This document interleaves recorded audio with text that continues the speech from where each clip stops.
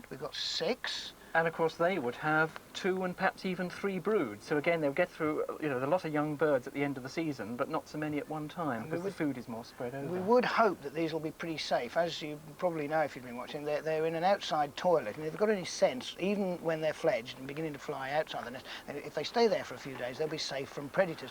But Peter, we've had quite a lot of people write in and or ring us up and ask, what is the lifespan of a garden bird? There's a hard one. There's a difficult on the little time, but the most critical time is the first few days out of the nest, and the vast majority will die then, I'm afraid, and then the first year. But those who get through the first year, some birds, if they're lucky, can go on to live 7 or 8 years, but not most of them. Most of them, I'm afraid, will not make the first season. Masses of questions, Peter. How do we get the answers? Well, we have got the RSPB Fact Pack, so we haven't been able to answer many questions this week, but do ring in for the pack on 0891 300 700, and that will give you the answer to quite a few of them and tell you how to help the birds as well. And now we're getting to a rather emotional time, because it's nearly the end of this programme, and it's nearly the end of the whole flipping broadcast, and we're only on one more time, 9:35, so if you want to hear grown men in tears, join us then, and it might break your hearts too, because we're going to be very sad to say goodbye to this lot, aren't we? 9:35. But let's watch the swallows while we wait. I can't.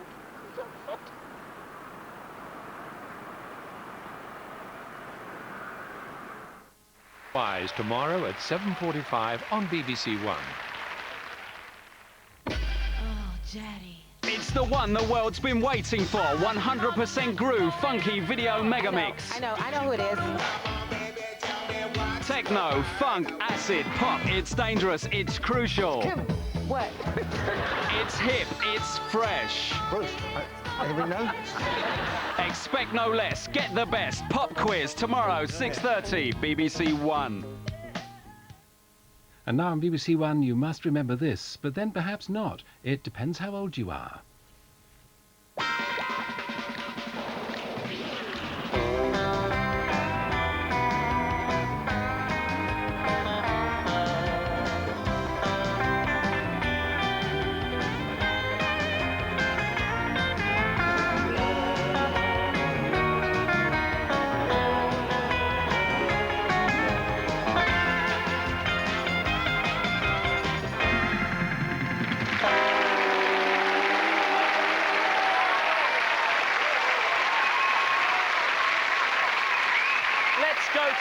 Good evening, my fine feathered friends, and welcome to the Bygones Bazaar, where we play hopscotch in your psyche, and cracky, what we find there. We're a show that asks questions about things and fashions you threw away years ago, and now can only be found on battered market stalls where sweet old ladies offer to sell them back at you at £500 a pop. I wasn't listening. To give you physical evidence of what we talk about, look, run for your lives. It's the return of socks with toes. You must have done that, yeah? Oh, definitely. How handy were these in a rush, Bob? What do you know? You get upstairs and live in the middle of the night. Right. And also, you only ever... Nobody knew you were wearing them. You had to say, I'm wearing socks with toes today. And the colour-coded. Yeah. Colour-coded, of course. So you know which toes which. To help us wretchedly recall this and other pop culture flotsam, we have 2 teams made exclusively of people whose slipping cheekbones implants give them the look of playful squirrels. To my right, they are Linda Thorson, right there.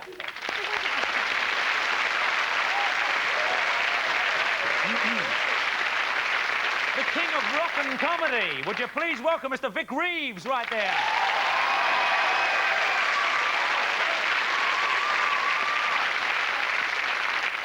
It's Rick Wakeman. Yes, indeed. Of course, where there's one, there's the other, babies. Bob Mortimer, OK.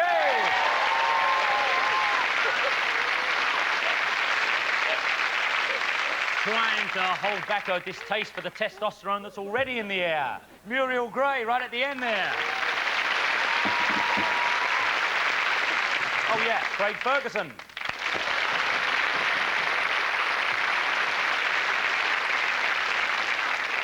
Round 1. We took 2 products which came to a dead end out onto the streets and asked people what they remembered of them. The more difficult clues come first. Rick's team, if you get it during the difficult clues, we give you 2 points. After that, it's just 1. What are these people talking about? Well, it was handy because you could take it anywhere.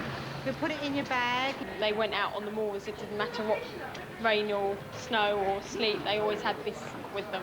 I only wore it indoors because it looked very hippy-dippy.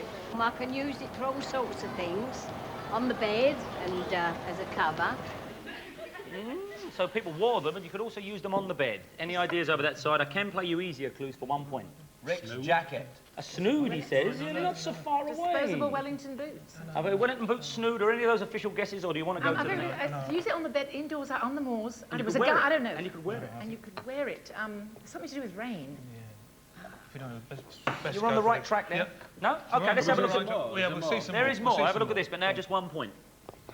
I used to feel like Clint Eastwood when I wore it. They have frills on the end. My friends wore ones with big Aztec-y designs on them, and I thought they looked absolutely idiotic. That's like a blanket with a hole in the middle, isn't it? It's a poncho. Poncho. It's what? Poncho. Can we see what it is? It's a poncho.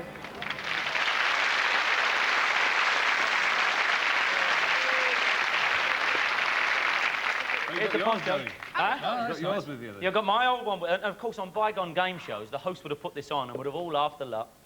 Coming over to this side... You would have laughed, Danny. You would have laughed, yeah, I'm sure. But coming over to this side, a similar exercise. You're already a point down, but if you get this in the first lot of clues, you go 2-1 up. Let's see the VT. Some people became quite adept at it. I've raised my knees on it and everything before now. And annoyed my parents quite a bit by doing it in my bedroom. Suggested giggle by some of the more lame-brained members of the audience there, but something... It's in the exercise area, isn't it? It is an exercise type thing. Maybe the string that you put on the door handle. I'm wiggling my legs underneath. You could do that twistery thing. You would do that alone. 30%. You're actually I going, think we go for the safe you're going down point. the wrong alley there. Well, have a look, and it will become dead apparent. Watch this. I had a really good one with little handles, which always remind me of the workmen with their pneumatic drills. I used to see them, people dashing around and jumping around like little kangaroos. I made a lot of holes in our lawn with it. It's a long stick with a spring in it. Oh, I know. That last fella on the streets, we said, could you be as obtuse as possible? Not make... What is it? It's a long stick with a spring in it. Therefore it is... This is a pogo stick. Well, well, mate, there are other things that are long sticks with springs in, you know. What might they be? Let's just watch the VT, shall we? It's a pogo stick.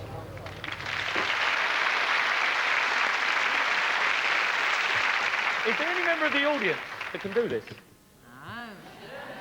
Yeah. Come on, sir. Yeah, stick it out.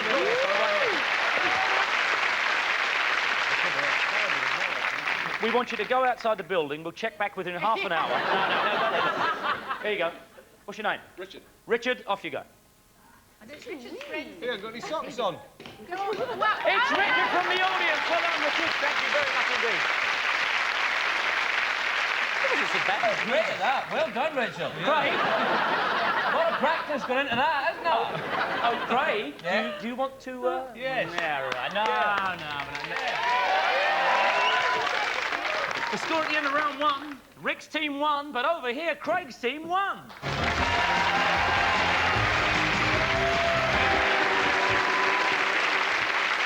You know what this is? It's former lead singer of The Doors, Jim Morrison.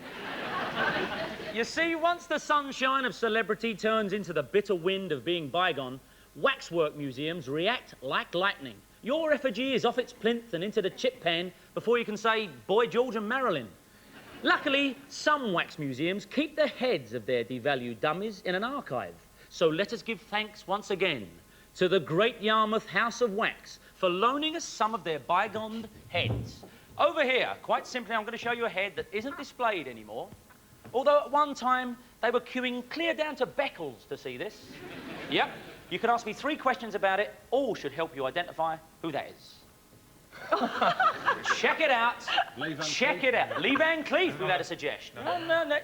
And once you say another name, once you say another name, I'll have to cancel it out. It's not a murderer. Can I ask you a question? Is he royal? Is he royal? He's not. It's not royalty? Absolute out-and-out royal. Was it, is he alive? No, he is not alive anymore. Okay. No, he could be. We've got one more question. He could be. Does he play table tennis? Does he play table? Strange you should ask that, Rick, Yeah. because you ask it every show. Why? No, he doesn't play table tennis, but he might have done. Slightly royal. Now, it's the only clue you've got. He's kind of blessed towards nobility. But nevertheless, I need an answer now. He's not alive. He's kind of noble. Therefore, who would you say? Livingston. Livingston. In fact... Peter O'Toole. So hang on, I'm getting giddy. No. Peter O'Toole, Livingston. Livingston. No, not Ken Livingston. Livingston. Livingston. We'll go for Livingston. You go Livingston. Livingston. As in doctor. Yeah. You're the same right era, but I'm afraid you're wrong. You should have stuck with that noble line because it is Old Lord Kitchener. Oh, well, he looks nothing like him there. Look at that. That looks more like Nigel Mansell from here. It does. It's Nigel Manson with Fu Manchu. Last night was Richard Burke. Moderately stitched there, I thought. OK, over this side, you can go right in front if you tell us for 2 points who that is. Oh. Father. That's Judith Chalmers, isn't it? No, but if I hear another name, I'm taking it. You know that. Questions. Right. Questions. Right, Is it royal? No. Although no. So is that yes then? No. He's very happy. It's very happy, isn't it? It's extraordinary. A criminal? Is he a criminal of any description? It depends on. I could get satirical here and say yes, well, but that no. was about time. Let's have it. Had a criminal brother. Last question. What did you say? Politician. Yes, he is. Now I want an answer. No, sure. A politician. We've got that. criminal Had a criminal brother. Yeah. Politician with a criminal brother. Yeah. It could be any of them. No. Well, we're going to have to tell you. No, there's no bonus points. If afterwards. Does he have something to do with peanuts? No, come on. Show us who it is. Oh, it's Jimmy Carter. I said it. It's Jimmy Carter. Again, Mr. Director, could you flash between the effigy and that picture just to show how the House of Wax has got it on the nail? There you go. It's all right. It's all right. It's all right, that one. I would have accepted Gary Shandling, actually, just at a... You said it in time. We want that point. Because they said peanuts. No, so what? I'm afraid absolutely not. This is a real game show. None of your quotation marks here. Neither of them got it. Let's salute the great Yarmouth House of Wax and move on at 1-1.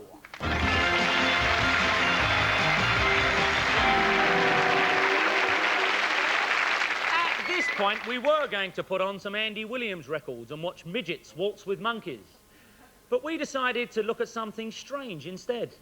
Fame is the time capsule of the consciousness, my friend, and some fame is buried deep, curiously deep. I mean, who remembers Mr. Michael Meaney? My name is Michael Meaney, my ears are... I am Michael Meaney, and I am the world's underground champion. That's what I'm famous for. And that is the buried alive business, and that means down there in a coffin. Till you come back to us, we'll say Hail Mary for you. So let's all say Hail Mary.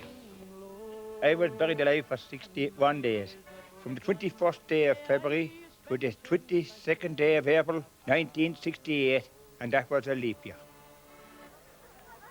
So the greatest occasion of my living life, going out to face the cameras, and today this is it.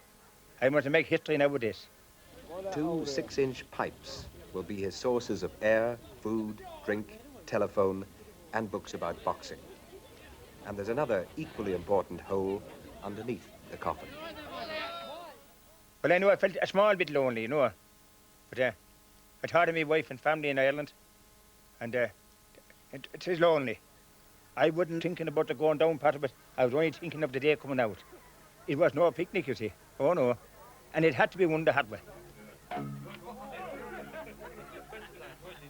Or they passed down the food in special containers through an air pipe.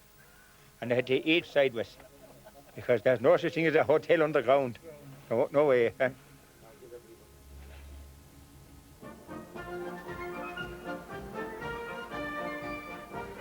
Oh, when they dug me up, it was terrific. It was a terrific day. I knew I'd conquered the world. I knew I had mastered the whole world over. I knew to be on top of the world was the mightiest occasion of my living life. And I tell you what, I was the proudest Tipperary man that ever lived that day.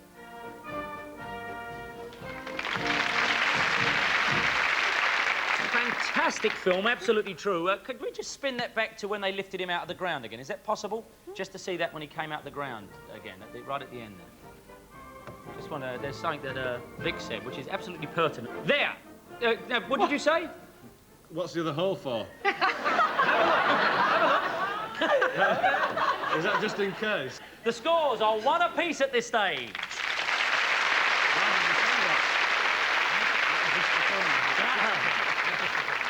You know, they say that the devil has the best tunes. Well, if that's true, then the angels must be armed with these. It's a stylophone. A terrifying late 60s squawk box which calls people within earshot to book into that prison in Midnight Express for light relief.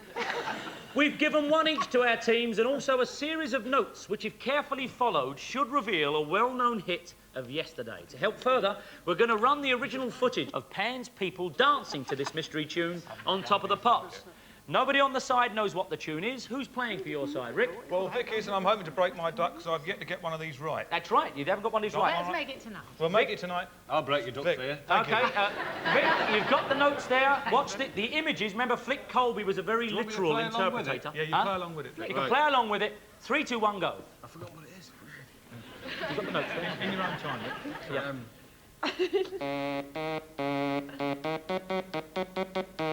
Oh.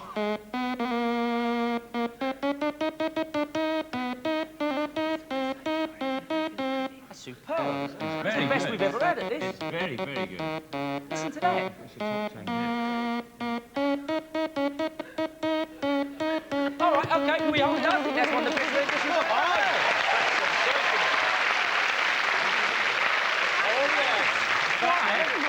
Sensational. Why? Now I know why you didn't go. Keyboard wizard. Absolutely. I mean, are you getting praise? Back, Mr. Wakeman. I am the new keyboard wizard. Hey! And all the problems that go with that. Always a new gunslinger. So what was the tune being played? I've got to say that that was absolutely fantastic. That is the best rendition that anybody's done on the stylophone since we started this. Absolutely fantastic. But it was? What is it? Not a bloody clue. Oh, come on, play that for the game. Well, Linda thought it was West Side. I thought it was West Side Story. I I feel pretty. On top of the I feel pops. pretty. On top of the pops. What, next week, Gypsy with Ethel Merman. Oh, sorry. I only know it. Shall I sing it? Honestly, no, shush, listen. You're so No. vain. Oh, I'm sorry, I can't give any points No, there. you see. Can't give any points. No vocals, please. Let's see what it was. You're so vain. You probably think Tell you what I'm going to do. That was the best playing we've had. I'm going to give them 1 point anyway, just for that playing.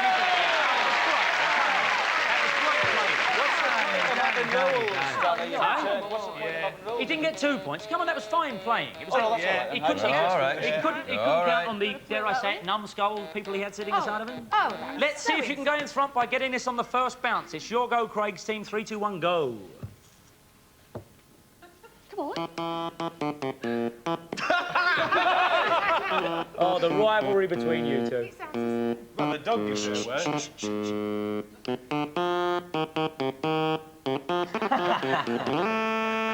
Back to the beginning again, that's good. You started at the beginning. Go on. I will again as well. Right. Oh, I know this. I know. Gilbert Sullivan? Yeah! One minute. We come back to the studio. Muriel is on the edge of a seat. What do you say? Gilbert Sullivan, Bad Dog Baby. Maybe. Get down. Get down, you're a bad dog. You know. See, that's what I went for in rehearsal. Oh, no, come on. Let's see what it actually was.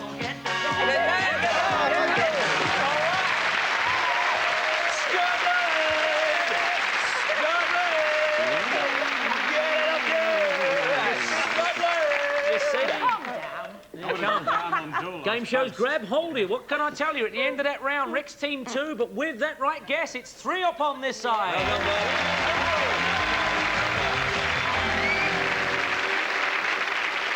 Right now, we're all going to get changed into some identical but less itchy costumes. In the meantime, why don't you watch these messages? Mary? Oh, you need these. What's with the sunglasses? I'm washing with Sunshine. New Sunshine Rinso with Sunshine Whiteners. New Sunshine Rinso with Sunshine Whiteners. Put Rinso Sunshine in your machine. Do all your washing with Rinso Sunshine.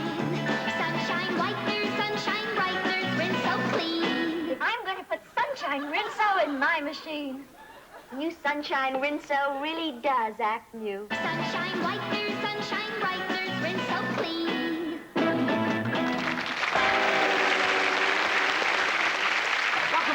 on this side. With Craig's side, it's 3. Rick's side has 2. Aye.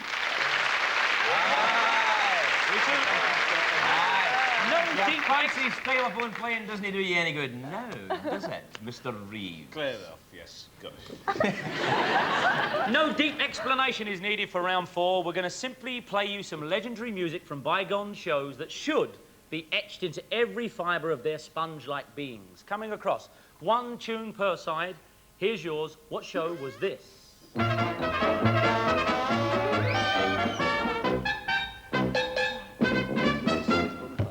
Now, that was played every week on a certain show. Which show was it? You can have a couple of minutes to discuss it, but whatever you say first is what I'm going to take. I think it was when Peter Glaze came up with Yeah, Peter Glaze. Very good answer, and I'd love to give you a point for saying Peter Glaze and saying his great name again. But in fact, do you know what that was? Go on. On Vision On, whenever the professor in the long white coat run around the field, every time the professor run around the field reading the news, it would go... The professor. Yeah, was that Will Flunn? That wasn't Will Flunn. A lot of people think that. Nobody knows who the professor was. Don't they? That's no Will points Flunn. scored on this side. You can really skate ahead now. Right, OK. It's from a similar period again. Here is your music. What is it? I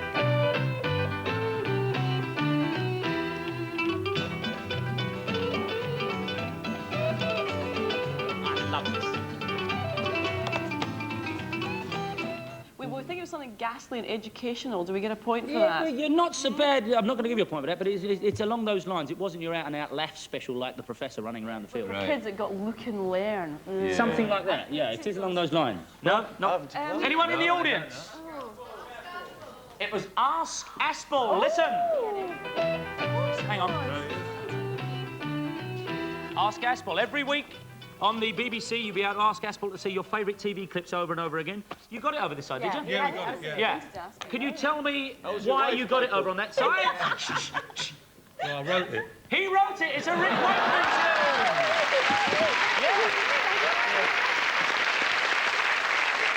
Over this side, there's just 2 points scored, but this side's still ahead with 3.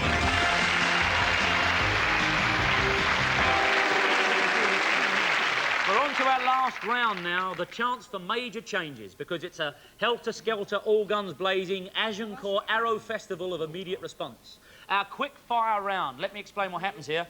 They'll be shown a piece of videotape. It will pertain to a certain subject, and then you have 1 minute to answer as many of these questions as you can in 1 minute. 1 point for each question. So obviously, if you get 2 more than they, you've won tonight's game. The trailing team has choice of subject, as always on the show. The subjects tonight are groceries or youth transport. What do you want to answer questions on? Groceries or youth transport? What do you fancy? I fancy groceries. I don't know. Yeah, we'll go for groceries. Groceries it is. The pink questions for the team trailing at the moment by 3 points to 2. You need at least 2 more of these than they actually get. Go for groceries. Watch the VT. Is it done? Let me have a taste then. Ooh, delicious. What a lovely meaty flavour. You might have missed a clue there while you were talking amongst yourself. What was Sooty endorsing? Endorsing? Tea bags. No, it was Oxo. Coming to Rick. Oh. When you saw a trike saying, "Stop me and buy one," what was he selling? Ice cream. Ice cream it was. Vic, in the 80s, people made this noise. Why? Dying. There were dreadful I don't know. Coffee. They were selling coffee. Coming back to Linda again. Who did the original chimp voice for Brook 1 PG Tips? Oh, a monkey. No, it wasn't. Peter Sellers. Rick, who opened the first supermarket in the United Kingdom? The very first supermarket. Pat Phoenix. No, Co-op. No, it's the Co-op. Vic, in 1972, Nice One Cyril was the jingle for which bread? Ovis, no. No, it was actually Wonderloaf. Linda, what does SPAM stand for? Ham. It's part of it. Well, you know... If you... What else? Pork. Yes, shoulder pork and ham or spiced pork and ham. Rick, take and bake was what? Take and bake, it was like you took it and baked it, was like the powders, the flour. But what was it then? What was it? It was like... Take and bake made cakes and flours and bread and... Yeah, bread. That's what I was looking for there. Give him bread. Oh, come on. Come on, Craig, I did it you right. They're awful. That's all right. You should have known that. Who opened the first supermarket in the UK? Pat Phoenix. Well, she did open it. She opened the Co-op. I touched her once when she was opening a bus station. I touched her in an I'm going to pause here in the excitement to say what? I touched her once when she was opening Middlesbrough bus station. One of those lunges. What year was that? Phoenix. Because I touched her very shortly afterwards at the airport. Teesside Airport. And she hasn't washed since. 3 plays 5. Quite simply over on this side, your subject is now youth transports. And from youth transports, you need to get at least 3 of these right to win the game. Watch the VT and then I'll start the questions. This is the one that really caused the problems, and it's caused one for him too. Oh, he seemed to lose all confidence. He just threw that off.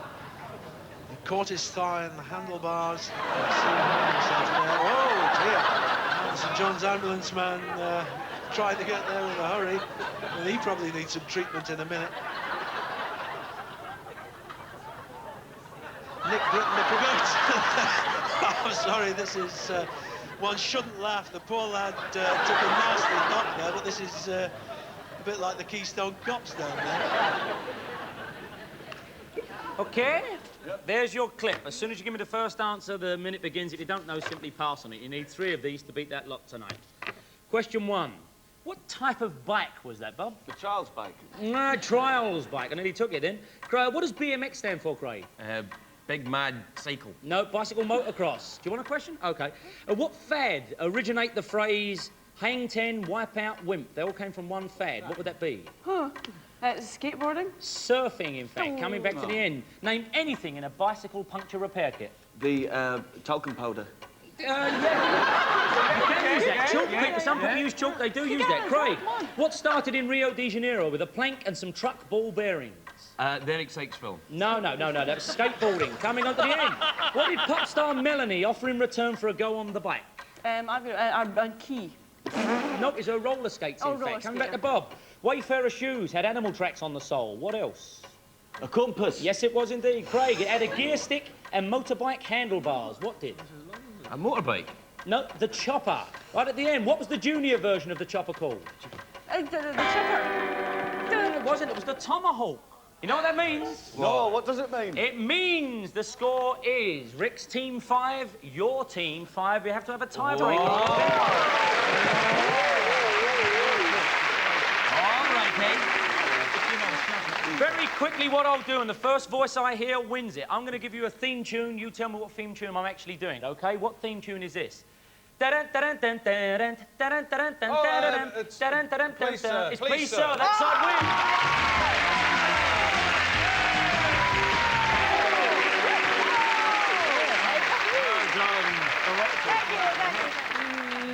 The runners-up on this show get the better of the deal. Some kind of notional prize always goes to the winners, just so we can show another prop. But you actually get to keep some Cracker Jack pencils.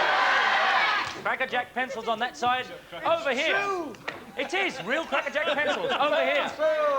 It's pencils. It's a blankety-blank checkbook and pen on this side. A blank check, just what I've always wanted. OK. This has been Bygones. More fun than wearing someone else's eyeglasses. More fun than listening to arguments in the flat next door. More fun than going out to the airport and riding the courtesy bus all day. More fun than suddenly discovering the Nolans are back in town, because they are, and they're here. Good night, everybody.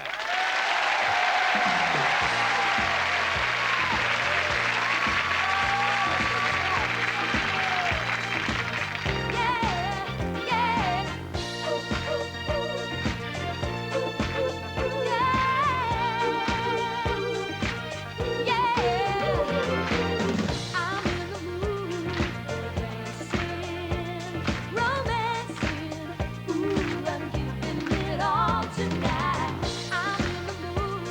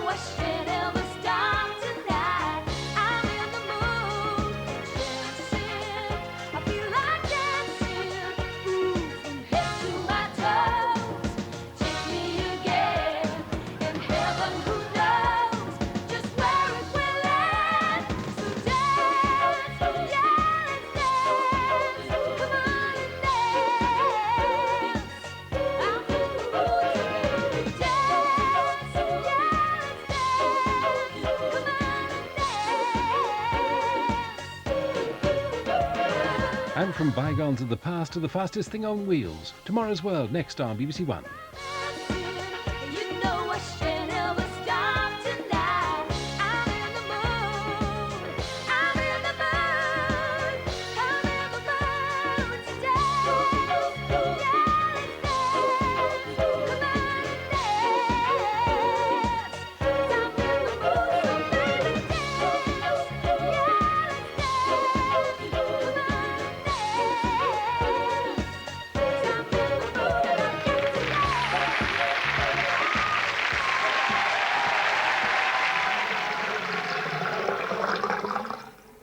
The BBC commemorates